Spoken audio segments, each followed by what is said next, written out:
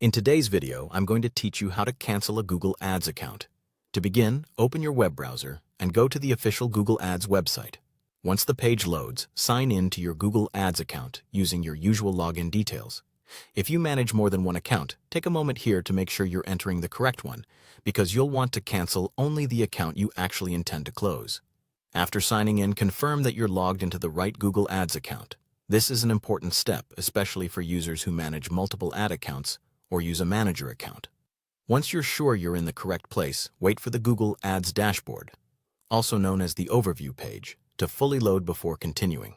Letting everything load properly can help avoid missing menu items or seeing delayed options. Next, click on Tools and Settings, or open the main navigation menu, depending on the version of the interface you see. From there, select Admin from the available menu options. Inside the admin area, click on Account Settings to open the settings page for that specific Google Ads account. Now scroll down until you find the Account Status section. When you see it, click Account Status to open the status page. This is where Google Ads shows the current standing of your account, and it's also where account closure options are usually found. Before canceling, review your current account status and billing information carefully. This helps you confirm whether there are any active charges, pending balances, or billing-related details you should be aware of before moving forward. It's a good idea to look over this section slowly so you understand what will happen after cancellation. If the option is available, click Cancel My Account. Google Ads will then show you a cancellation warning along with details about how this action may affect your campaigns, reporting access, and account activity.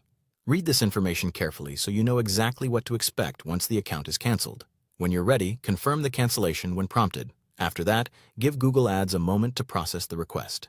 Depending on the platform response, this may take a few seconds. Finally, verify that your account status now shows as canceled.